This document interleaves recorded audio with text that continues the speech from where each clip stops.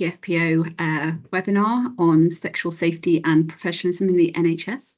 My name's Ali Carter and I'm the Associate Dean for Foundation in London. And today, as I said, we're going to talk about sexual safety in the workplace. I think all of us would agree that safety at work is an absolute basic requirement. We should all feel safe going to work. But sadly, over my 20+ year career, I've heard very many distressing situations from both male and female colleagues. And every time I think I've heard the worst of it, yet something else will come out of the woodwork. Last year, the Breaking the Silence report looked at sexual misconduct in surgery and made headlines. And this has initiated many conversations, both in undergraduate and postgraduate medical education. But this is not a problem that's unique to surgeons, and those reported cases are really likely to be the tip of the iceberg. I think Simon will talk about this more, but as we've heard, occasionally cases make the headlines, but for many affected by cultures of bullying and worse, they often stay quiet through fear of shame, uncertainty, or not knowing who to trust. Times are changing ever so slowly, but you, our current foundation doctors, who are our future leaders, we really hope that today, after today's session, you really will feel more empowered to speak up. I'm also conscious that today's discussion may be triggering for some of you. I hope that you're able to watch this in your own time in a safe space.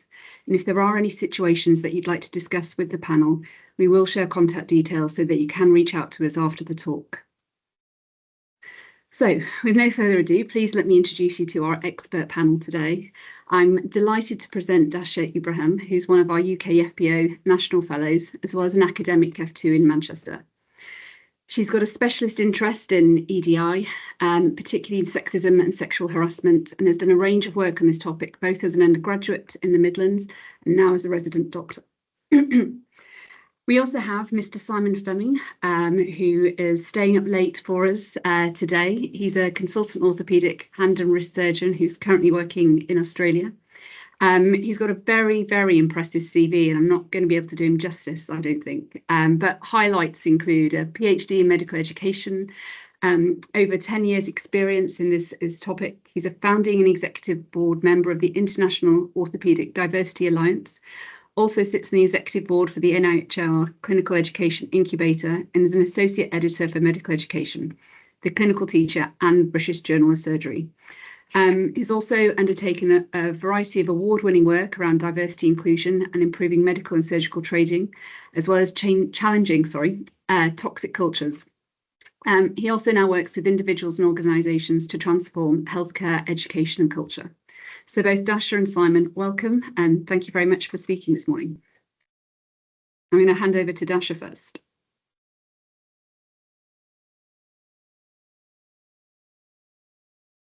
And Dasha, you're on mute. Sorry. Hi, thank you so much, Ali. So the way to get started to be on mute, isn't it? But I'm going to be introducing the topic and just sharing, kind of setting the table and getting everyone on the same baseline as to what we're talking about today. So I'm just going to share my screen. Hopefully everyone's able to see it. Can I just check everyone's able to see it? Get a little nod. So we're going to be talking about sexual safety, as Ali mentioned, professionalism in the NHS. And I thought, let's just get down to the very basics and make sure everyone's on the same page, and we'll talk about all of it and relevance to doctors afterwards. Definitions. So how do people define sexism and how do people define sexual harassment? And I think before I started reading into this, you jump to a lot of conclusions, but actually sexism it's a type of oppression, and it's based on people's beliefs, on their behaviours, the cultures, the attitudes, and it's discriminating against people based on their sex. While sexual harassment, when I first started reading into this many years ago, I found out is just unwanted behaviour of a sexual nature, but it doesn't have to be physical. It can be verbal, it can be non-verbal, it can take such a wide array of options. It is all categorised as sexual harassment, and it is a subcategory of harassment. So these are kind of the definitions and the words that we'll be using today. And why is it relevant? So I guess we know it's a problem not only in medicine, we know it's a problem around the world, so much so that it's included as one of the factors within the Health and Equality Act of 2010 to say that it's against the law to discriminate against people against their gender and sex. It's also one of the UN kind of aims that they've been fighting for to tackle inequality, gender inequality, and also there's the UN Women. So it's saying that it's a problem all over the world. But I guess let's zoom in, let's go in further. And I've always said that discrimination is often against a group that is a minority. But actually, if you look at the statistics through medicine and the number of medical students training, and now doctors as well in the NHS, the percentage is very different, and it's very unusual because it's a discrimination against a group that is actually in the majority. So let's go from here. And let's talk about postgraduate medicine first. So actually, within postgraduate medicine, 9 in 10, more than 9 in 10 women will have experienced sexism at the workplace, which is absolutely horrifying. And I think if we were doing this in person today, we would have done a hands up and dropped and kept 9 hands up in the air. And if you looked around the room, or imagine that you're looking around the room, that's a very large percentage of people. And whether it's, you can think about colleagues and who it's happening to, but also the people who are in the room witnessing it, and we need to do something about it, don't we? And I guess a few more facts. So 3/4 saw it as a barrier to their career progression. So again, thinking of the diverse workforce that we have, and if women are outnumbering the men in the workplace, we can't be telling 3/4 of that population to not be going into particular specialties, because we're not going to be producing diverse teams. We're not going to be having enough people to be going around into all of this. Under half who witnessed it did not report it or experienced it. And again, that's devastating. It's almost 50% don't feel comfortable. And we will touch upon later the reasons as to why. But again, it's the same thing again and again. 61% felt discouraged from certain specialties. So again, people aren't progressing, people aren't choosing particular specialties. And finally, 7 in 10 felt their knowledge doubted and undervalued. And I think it's heartbreaking to see that people who have studied so much in their careers and have achieved past medical school, moved in specialty training, more than half, much more than half, 3/4 almost, are feeling undervalued and questioned on their knowledge based on their gender. So again, just a quick quote from the BMA, and I think I'll give people a couple of seconds to read into it. And I think there were many more that I could have chosen from Surviving in Scrubs, but I thought let's keep it more of an easier one to read today for a morning like this. So male colleagues speaking over me, my reproductive choices being discussed and questioned at work, being told not to worry, I will get there, when stating I don't want any children, being called sweetheart, darling, honey and babe by patients and being mislabeled as a nurse daily, despite telling people I'm a doctor. So have a think about how many times, whether you yourself have experienced this, but also when colleagues have experienced it, and have you done anything about it? And also, this is a problem not only in postgraduate medicine, but it starts even earlier on. It starts in undergraduate medicine. So again, we've had similar things, and this is just an ongoing problem no matter where you are in your career. And as foundation doctors, you'll be witnessing and seeing medical students on the wards, and you'll be working with them, and you'll be supporting them and teaching them potentially. And again, it's how do we start calling it out? How do we recognize it? How do we become aware about this problem? And again, undergraduate medicine. So we know it happens, and it's a range, and often sexual harassment is on one end of the spectrum, but actually the most common things are the microaggressions, the constant comments that people get, and mislabelings and advised about their career and their family from people who don't really have that awareness or knowledge or the full picture to be giving you that advice. The impact, we know that it has a negative impact. And again, this isn't just undergraduate, this is postgraduate as well. I'm just trying to summarize as much as I can. But the impact is emotional, psychological. It affects people physically. They're avoiding places, they're avoiding learning opportunities. Barriers, why do people not report? So we know this happens. Why are people not reporting? Most commonly, if you think about and ask people, it's the hierarchy, people not knowing the reporting procedures, the fear of the impact of it on your studies and your career. When I first started delving into this topic, how many people approached me and said, are you sure you want to do this? Because it might affect you in the future, which is absolutely atrocious. And again, people have had bad experiences in the past, think they don't have evidence, and often poor outcomes and nothing being done when they've reported. And then finally, what do people want? So people want to be taught about this. They want to have a safe space to discuss this, and they want things to happen. They want things to be done about it. And just a couple of quotes again from people. They've had their bum pinched after taking someone's blood, someone very early on in their career. They were missing out teaching, and then they were missing out on the education and the knowledge because they were avoiding that person, that area of the hospital. The impacts are devastating. And again, this is one from medical school. The management of medical school said medical school is a safe space for doctors to make mistakes, so they don't make mistakes when they are doctors in the future. And again, it's devastating the fact that even the people in the senior positions are not always supporting and not always helping people call it out and do something about it. So I think we need to change, we need to do something about it, and we need to start talking about it.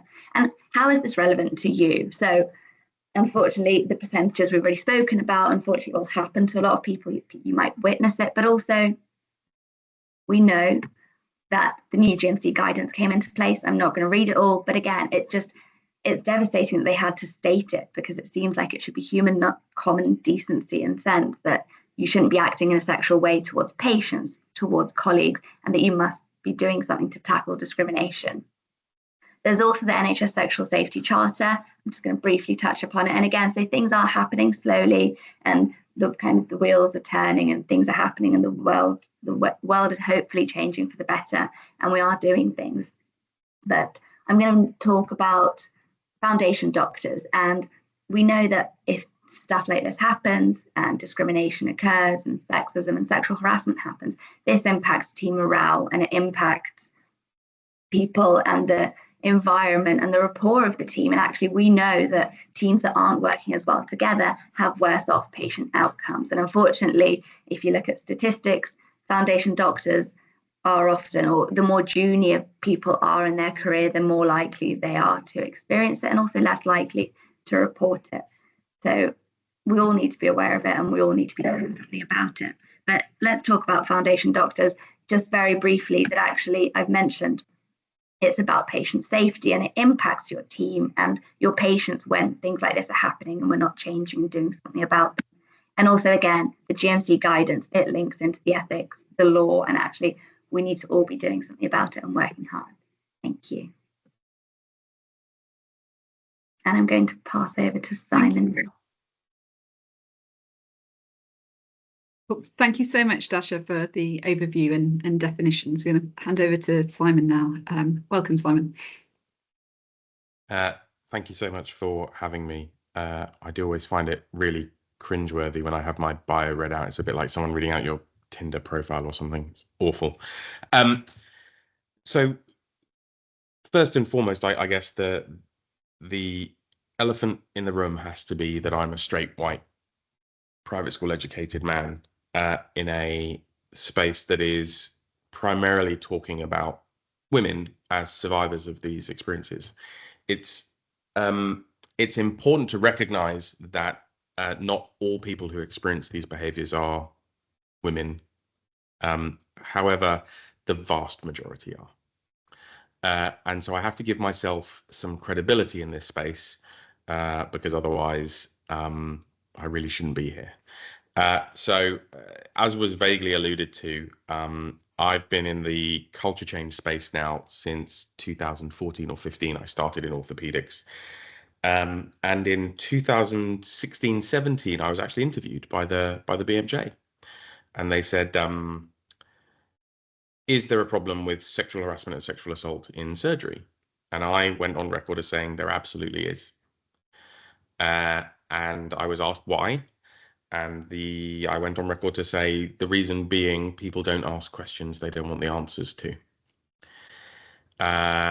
The counterpoint was a Royal College of Surgeons representative saying, Mr. Fleming is misinformed, he's misspoken, he should be careful what he says to the press. There's no such thing, it doesn't happen, certainly not in surgery. I was then called in for a informal chat about how I shouldn't speak to the press, which of course I paid a huge amount of attention to.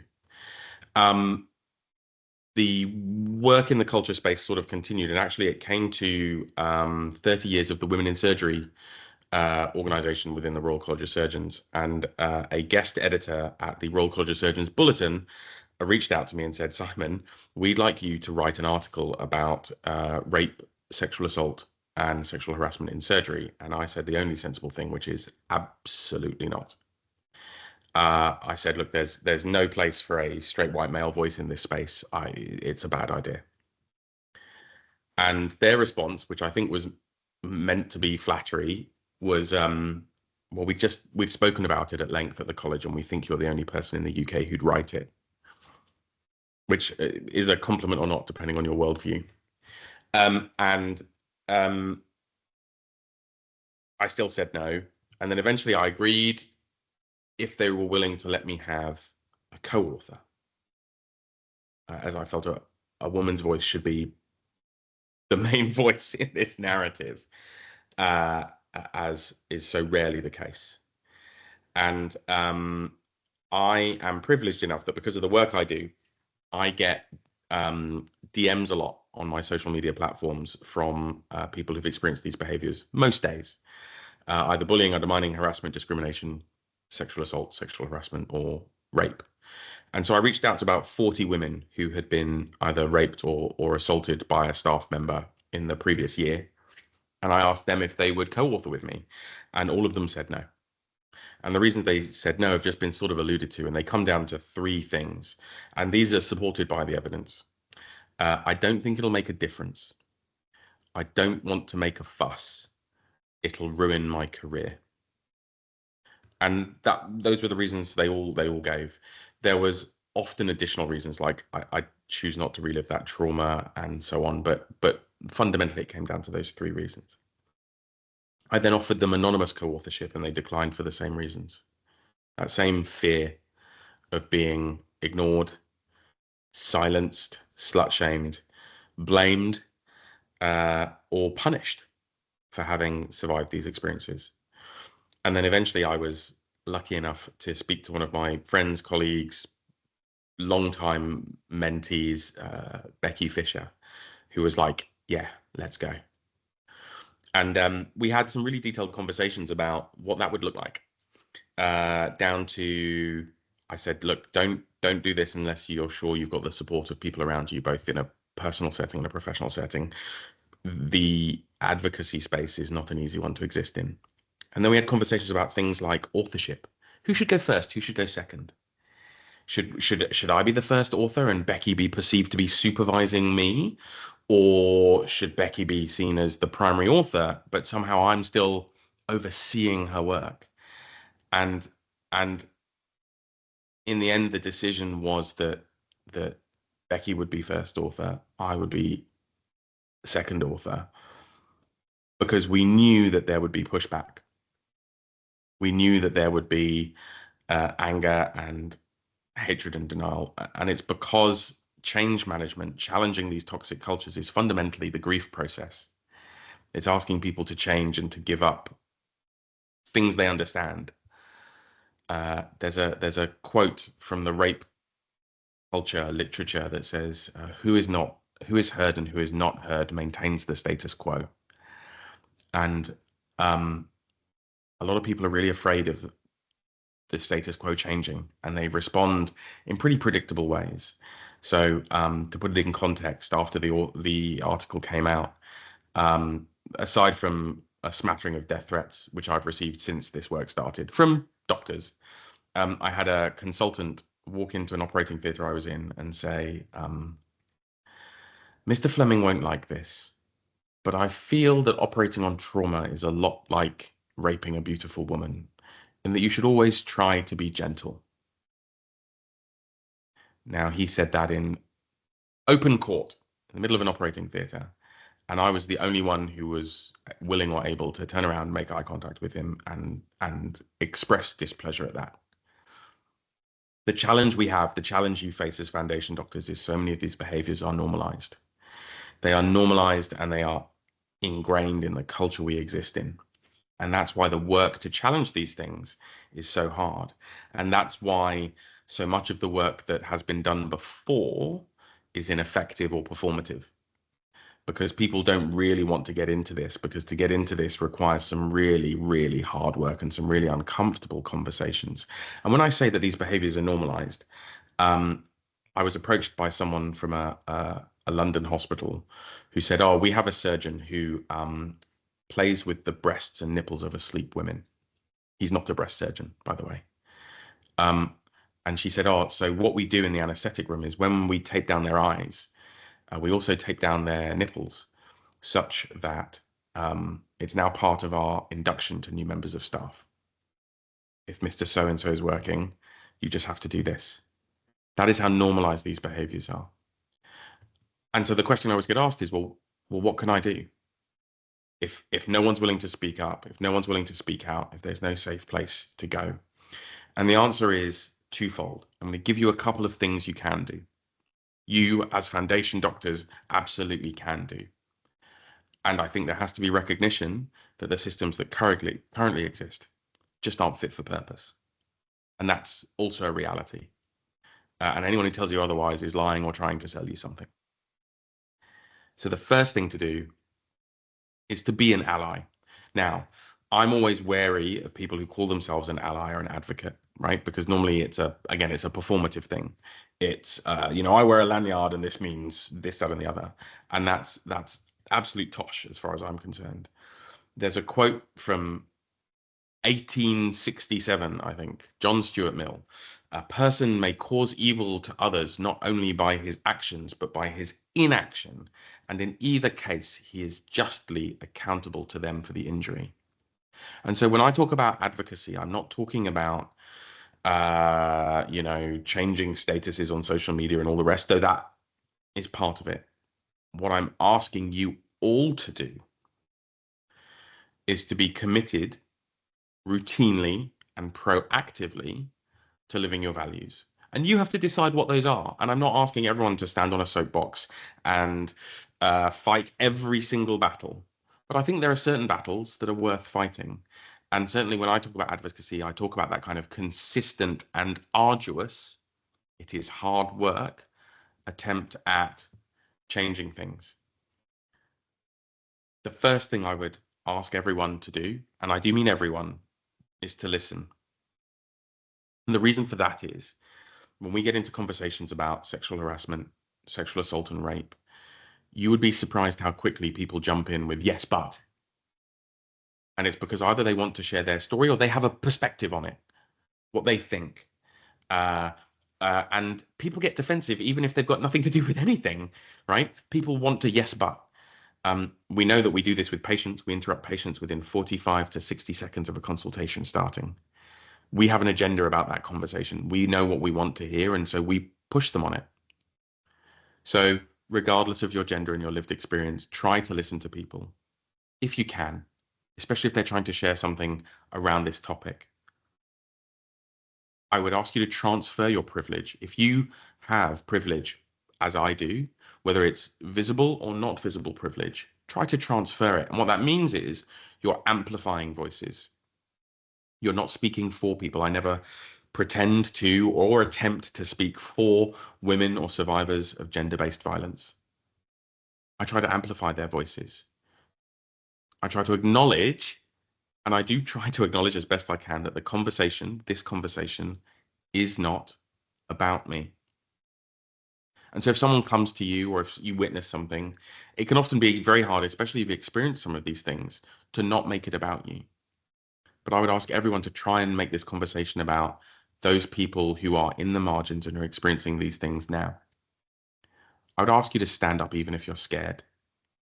I'd ask you to own your mistakes and let go of pride and ego. So if you're going to challenge these behaviors, whether it's bullying, undermining, discrimination, or specifically gender-based violence, you're probably going to get things wrong now and then. You're probably going to misspeak, go left when you should go right. And that's okay. In fact, I would say if you're not making mistakes, you're probably not trying hard enough. The challenge as an advocate is accepting that because it's not about you, any apology can't be about you either. You have to decenter yourself, which means if I spend a whole day misgendering someone and it's then pointed out to me, I am not owed forgiveness because that's not what it's about. At most, you say, I'm sorry. If you really, really have to get a couple more syllables into that conversation, it's, I'm sorry, I'll do better next time. And then you walk away. And that doesn't mean they're going to forgive you. It doesn't mean they're going to unblock you on Twitter. It doesn't mean they're going to be kind about you. Because be kind and anything be kind related is fundamentally toxic. Again, supported by the literature. Toxic kindness and toxic niceness is just as bad as toxicity. Part of treating people with respect and being an advocate is accepting that because things aren't about you, you're going to get things wrong, and people don't owe you anything. Now, we've alluded to the GMC guidance. There are reporting mechanisms. If you look at the Royal College of Surgeons work, they link to a number of things, but the Royal College of Surgeons work, now, I have to clarify, I love the Royal College of Surgeons. They are my home college, and they've done amazing work, and they're the ones who invited me to write that paper, which started this whole conversation. But the phone number they provide is for a counselling service.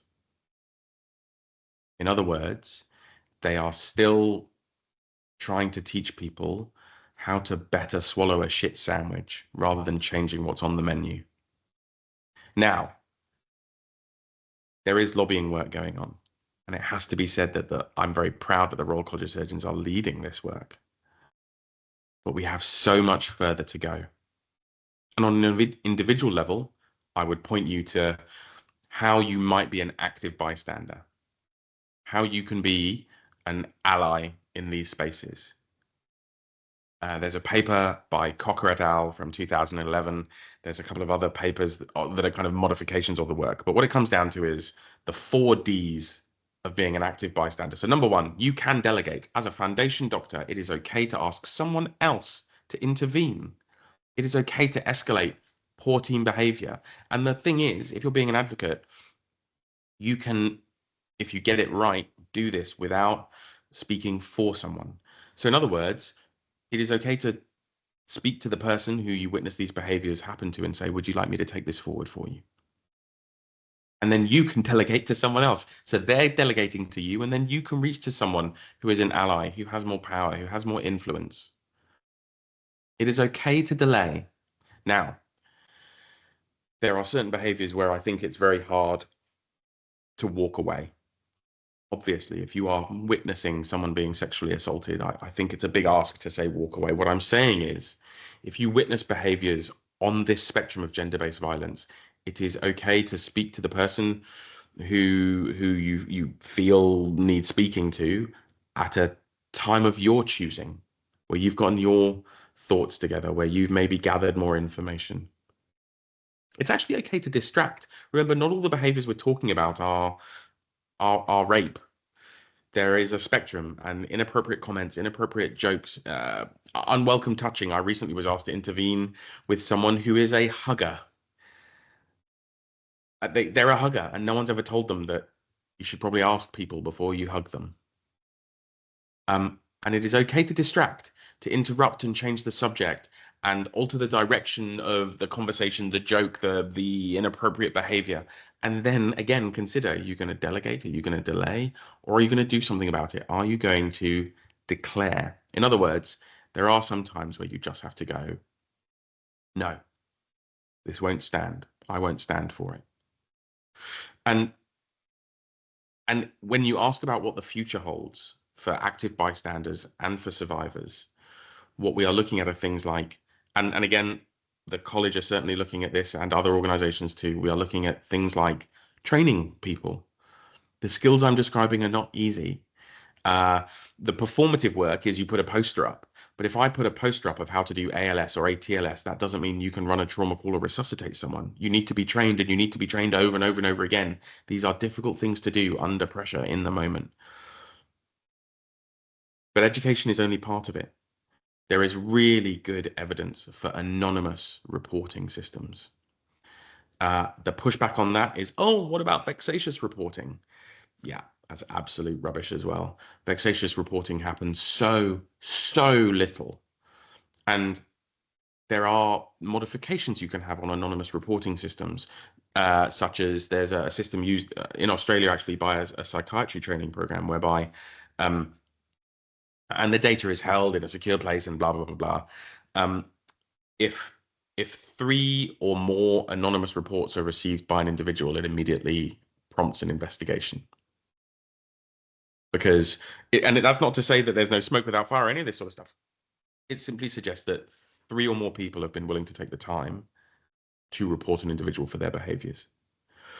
There's all kinds of really niche and nuanced work that is going on that hopefully will come into play at some stage. For example, some sort of guidance around relationships in the workplace. They happen. Of course they happen. Most of them are consensual and appropriate. Some of them aren't. Remembering that, again, the best evidence we have is a 1 to 2% rate of staff-on-staff rape, a 10 to 15% rate of staff-on-staff sexual harassment, and up to 70% of sexual harassment.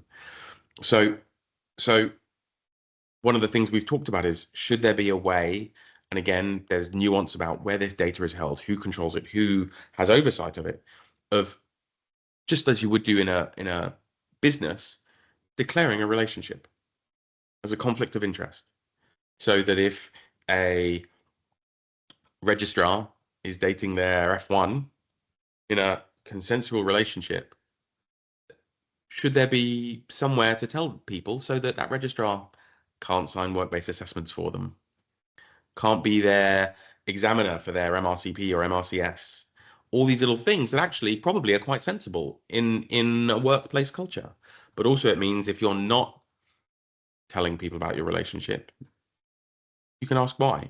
Is it because you know that it's maybe not appropriate, that there's a power imbalance? These are all conversations that we are having.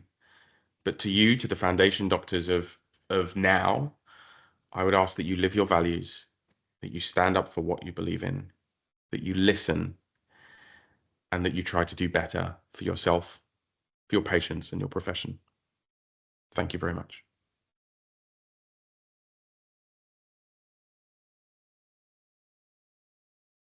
Thank you, Simon. Sorry, I'm a bit slow to unmute myself with all the toggles. Wow, feel actually quite emotional listening to you both talking.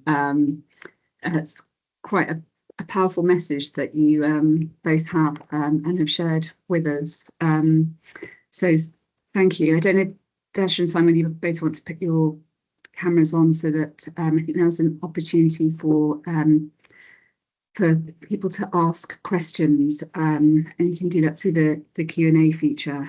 And I've been making notes from both your talks. So I might just start if that's okay. It's quite shocking to sort of see the statistics and how many people don't come forward, don't want to report things. Just for either of you, is there a time limit? Because quite often what I hear from cases that come to me is often 1 or 2 years have passed. They've wanted to complete foundation before coming forward, or they want to at least have moved trusts and so forth. But then people worry that maybe too much time has passed. What would your advice be to those? I can kick it off and I'll pass over to Simon. I think it's always important. I know some people say there are time limits, but I think it's important to get it out there and document it. And that's what I've always suggested and recommended to people, because even if it's past some sort of time limit, wherever, it's then on paper and it's then officially there in a system somewhere held, so that if it happens again, it can add up and it can contribute towards something. And I think it's never too late to share, because I think also just sharing it with somebody and doing something about it can also lift a weight off your chest, and it can help support. And I know Simon mentioned there are lots of issues currently with how we report it, and it's something that I've spoken, for example, at my trust locally, and I've said, how can we tackle it? What can we do? Because you're right, there are very few ways of getting it officially reported. And I think there's always, if you think about it and you look back, and I remember when I first started induction in my foundation training, I was very aware of this topic, and I remember we had loads of fantastic lectures, etc., and I had nothing on reporting, on EDI, where to go if something goes wrong, if you're discriminated against. And I remember saying to myself, the first time I saw something was in a lift up to the mess about 4 months in, and that was all that we had. And again, it's just making yourself aware and having that conversation with people about what to do and where to go with that information. I think often you'll get told you should go to your supervisor, you should go to your clinical supervisor, educational supervisor, whoever you feel comfortable with. And I do recommend that, but also it can also create a bottleneck, because we all have people have bias is people have different thresholds, and it's the problem of, if your problem is a problem to you, but you've told it to somebody else, for them it might not pass the threshold and it might not escalate further. And I remember we had a lecture eventually in the foundation program, golly, I think about 9 months into foundation training of year 1, and it was from the Freedom to Speak Up Guardians. And a great initiative. I'm not sure how many people use it, unfortunately. I don't know how well it's utilised, how well it's advertised, because I spoke to colleagues who went, I've never heard of this in my entire life of med school and working, which is devastating. And I know that's not specific to this topic, but it is another route for backup. And if people aren't hearing about it, they can't be reporting, they won't know where to go and do something about it.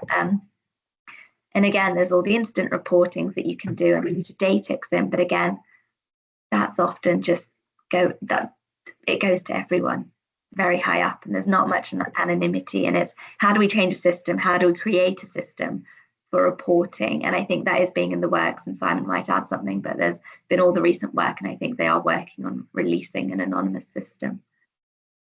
Thanks, Dasha. Simon, you're nodding. Do you want to come in that point? So the anonymous system is coming, and it's because and there's been a lot of resistance to it, which again I find interesting, but it is coming. And no, there is no time limit. The GMC has time limits for certain complaints, not for this. There used to be a 5-year rule, and the 5-year rule doesn't count for this. The reason being, and again, there are many reasons, but you have a spectrum of behaviors. And of course, it's hard not to focus on the more awful ones. When you're talking about the more awful ones, and when you're talking about rape and sexual assault, it is rare that they do it just the once. Most commonly, there are repeat behaviors. So the classic example was the NHS consultant who was at George's at the time, but had worked all over. And he had a propensity for making his registrars strip. And as far as we can tell, he was doing it for years. And finally, a trainee reported him, but he'd been doing it for years. There's a recent consultant who's been in the news. And again, those behaviors are not one-off. And if you speak to most undergrads, most doctors, most nurses and student nurses, they will tell you the people you don't want to be alone in a room with, the people that you don't want to be in the car park with, the people you definitely don't want to get a lift with. And that is why there is no limit. And again, this comes back to that awful thing of asking people to be brave, because if it's happened to you, it is awful. It is horrendous. It is happening to other people too. Thank you both. I can see there's some questions going through. I just had one more. I think it sort of relates to Dasha, you saying for individuals to speak to their supervisors. And in my experience, often find that by the time individuals come to me as dean, perhaps the advice given by supervisors hasn't been, let's say, optimal. Let's pick that word. One of the things that we've been trying is obviously to educate the educators, so that when individuals do come forward, they are getting the right advice and support, or at least signposted to more appropriate individuals. I'm interested, Simon, in some of the negative feedback you had, because when I have tried to even just present the data and how we can start to move forward, the comments that I get are, you're on a bra burning crusade again, or similar, and a lot of feedback of, oh, there's a couple of bad eggs, but you want to change a whole department. How do you sort of fight back? As an individual who doesn't wear a bra, I receive different but similar comments. And again, huge amount of this is just ingrained patriarchy and misogyny, because, you know, that's the world we live in, and it's unacceptable, but it's not surprising. And it's because there is also a certain amount of guilt and fear. People are aware that what you permit, you promote. And so there is a fear that even by admitting there are a few bad eggs, they're sort of admitting that they know. that they're aware. I worked in a unit where I asked why one of the consultants wasn't allowed medical students or registrars, and the response I got was, he's got a propensity for young blondes, but so long as we keep him away from the students and junior doctors, it's all fine. Like, again, it was just institutionalized and understood that that was the way it was. For me, it's really simple. I don't think anyone should be happy that they're not a rapist. I think that's not a very good baseline to have. I would argue that if you're not actively anti-gender-based violence, you're fundamentally saying it's okay, but you don't do it. And so when organizations say, well, it's just a few bad eggs, again, there's a ton of evidence out about this. It just allows you to externalize it. It's not me, it's them. But the reality is it's all of us, because the data tells us it's all of us, because we're all part of this system, and either we're all involved in the change or none of us are. And without turning this into a change management workshop, there are ways of phrasing the conversations whereby you are basically turning around to very senior people, often with a paper trail, and saying, are you telling me that this is something you don't want to take forward and aren't against? At which point they go, well, that's not what I'm saying. And you go, well then, in which case, this is how we need to proceed. If you tell someone, I mean, you know, I once gave a talk about this, and I don't censor my stories, because to do so undermines the survivors who've shared them with me and asked me to share them. And I basically told an organization that the data we had from that organization was a 1% rate of rape in their hospital. And the feedback I got was Simon Fleming said fuck twice during his talk. And so I wrote back to them and said, if I tell you that someone is raping your staff members and your take home is I use some naughty words, you need to re-examine your priorities. It is really difficult. These conversations are really uncomfortable for some people. And so they get on the defensive, but fundamentally they're now starting to realize that this is a direction of change. And so a lot of them are just trying to hold the tide back, because, you know, I've had people say, oh, you're just spoiling our fun. Well, I tell jokes all the time at work, and none of my punchlines are about women's breasts. Like, it's possible to have fun and not be sexist. It's possible to have fun and not be a sexual predator.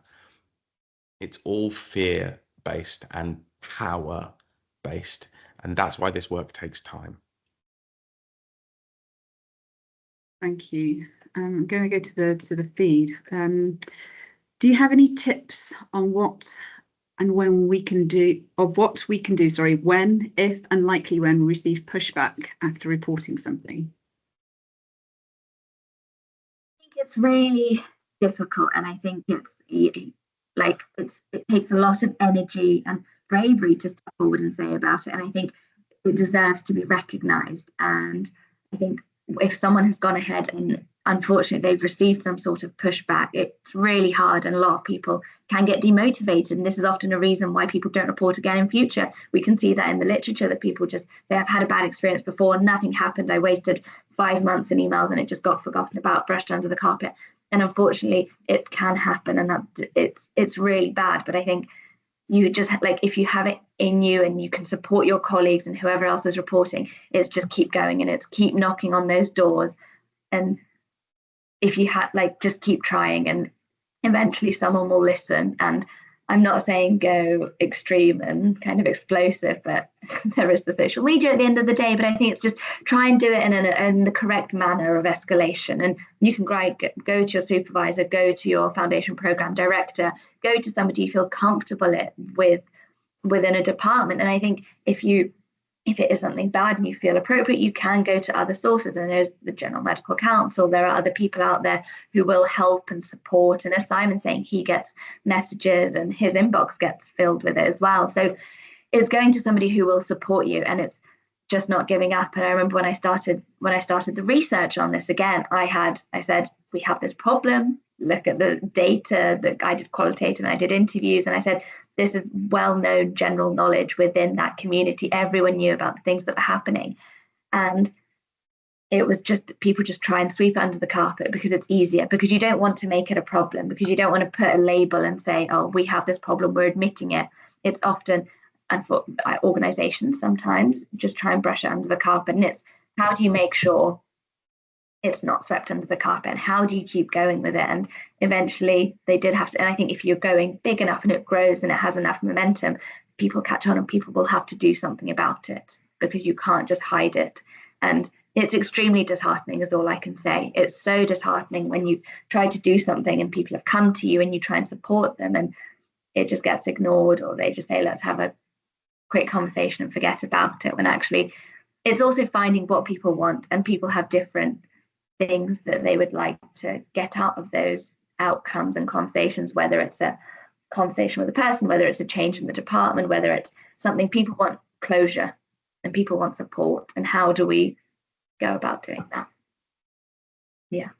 Thanks, Dasha. And I'd also say that the foundation school is a place to escalate to as well, who are independent of the trust that you're working in. So your foundation program directors will be working in the trusts for the most part, and the foundation schools are often independent of those. So if you're finding that as I say, the first people that you're seeking advice from are not as supportive, or you're getting that pushback, it's being persistent and trying other routes. I was also just going to chip in and say there's the foundation reps in every hospital. If you feel comfortable talking to your colleagues, they represent the hospital, they feed into a regional system. Then there's regional reps, and then they feed into a national system, and that's myself and Jafe as the fellows. So again, like, there is the support if you want to go from that route. There are different routes, as Alice is saying, and they kind of go through different. Simon. And I think that needs to be said is again, we're obviously focusing on the worse behaviors, and there's normally an escalation policy, right? Because someone who tells a crappy joke probably just needs a talking to. Someone who is a sexual predator probably needs more than a talking to. But if we're talking about the more extreme ones where we're having to report very formally, my advice would always be, don't do it alone. Make sure you not only have support networks around you, but the more people who know, the better. So much of this is based on shame, and you shouldn't be the one who feels shame. They should be. And so many of the people I support, the problem is they don't want to tell anyone else. And so it's very easy to silence them, because the person who's perpetrated the behaviors often has friends in high places, very often. And so they will get their mate who happens to be the program director, or who happens to be the head of research or whatever, to also tell you that it's probably best if you just keep quiet and all the rest. And so if you're in the realms of reporting these serious behaviors, not only putting things in writing, but involving as many people as possible is actually the way forward, because they're not all going to be this person's, they weren't all their best man at their wedding and all this sort of stuff. It is so easy to mess with their systems of silencing people, because sooner or later you will encounter someone with as much power as them, if not more, who doesn't think that they're just a good bloke and is willing to do something about it. They will try and silence you. They will try and make you feel like you're all alone. And there are ways around that.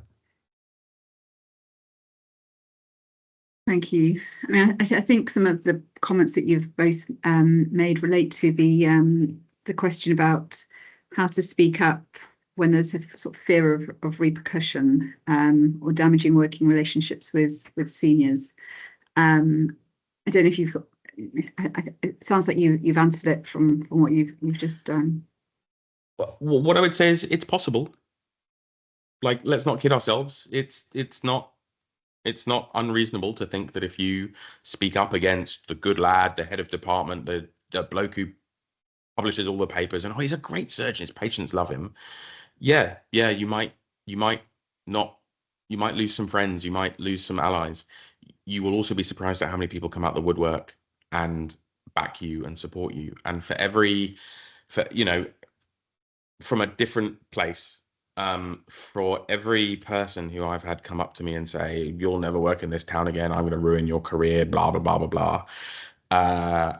There is a silent majority who send me messages and tap me on the shoulder and go, yeah, keep doing what you're doing. They're an idiot. And so, yeah, look, it's not an unreasonable fear. No one here is saying that it won't potentially mess with certain things. But also, a lot of these people don't have as much power as they would like you to believe they do. It is naive to pretend that they don't have power, that they can't mess with your ARCP, that they can't mess with your rotations and all the rest. But again, there actually are systems in place that overrule that power. It's, you know, it's like believing that your school headmaster could control your entire life, and then you suddenly realize that they don't. They control their little silo. But no, I don't think it's unreasonable to say that it may have an impact on your career, and that's not fair, but it is the current reality. And what I would say, Simon, is that you're right. It's not fair, and the medical world is small. You know, I think when you rotate round and you keep seeing similar people on the circuit, but there's a lot of work. You know, admittedly, we were discussing about recruitment earlier and the pros and cons, but there's the systems we've tried to put in place of nationalising recruitment, depersonalising. A lot of it is to try and make things as more equitable as possible, so that there aren't individuals that can, you know, damage or create further issues. Dasha. I want to say thank you to people for sharing anonymously their stories and experiences. And I'm really sorry that people have had to go through all of this. And I just wanted to echo what Simon was saying, is paper trail and making sure it's written down and you get the minutes of the meeting, because then it's there and it's kind of, you have that to carry forward with you to take it elsewhere if you need to, and it's having the evidence. And I think that is the most important thing. And if you need support, it's the other thing is, as I'd say, and Simon's been developing that, and I've tried my best, it's a network of people to support you. And it's so that if you have any difficulties, you have people to fall back on who are there to help you, both mentally going through it, but also supporting you to kind of keep you going and saying, we can go to this and we can try this person. And it's having that support at the end of the day, because it is really hard going through all of this. And no matter what sort of discrimination or bullying we're talking about, you need to have that support and develop connections. Thank you. Thank you both for talking about such a really important but quite a heavy topic as well. Conscious we've only got a couple of minutes left. Was there any final thoughts from either of you? Go on, Simon. The best we understand, changing this culture will probably be multi-generational. The other thing is, a world where none of these behaviors happen is fundamentally impossible, because some people are just horrendous humans. What we need, what we're aspiring to, is a culture whereby they're not acceptable, not normalized, and challenged, so that the workplace can be as safe as possible. And we're not there yet, but it's to kind of reassure people that there are a lot of us in a lot of different spaces who are working really, really hard to try and do this. And it is never too early or too late, depending on your worldview, to get involved in this. So the more voices, the better. You need diverse voices and opinions. And so if people want to get involved with this, reach out to your reps, reach out to your colleges, reach out to your foundation schools, get involved, because otherwise, if you're not at the table, you're on the menu. So get involved. I'm loving all your quotes, Simon. I just know that I'll never be able to say them quite the same way. Thank you very much. Dasha, did you have a final thoughts? I was really hoping that someone in the room would quote the quote that I usually end my talks with on this topic. And the saying or the quote is, the standard you walk past is the standard you accept. And Mr. Fleming is the person who usually says that. And I was hoping he would say it live today. So I'm going to steal it from him just before, and then he'll reiterate it at the very end. But it is really true. Absolutely. Absolutely agree. So thank you very much to you both again. I'm just going to echo, as I said at the start, that I do appreciate this may well have been triggering for some people as well, and perhaps thinking about whether you do want to come forward or talk to somebody. There's hopefully an email address there that you can contact, and if it's one of the three of us that you want to speak to, then if you reach out, then we'll happily get in touch by sort of private means.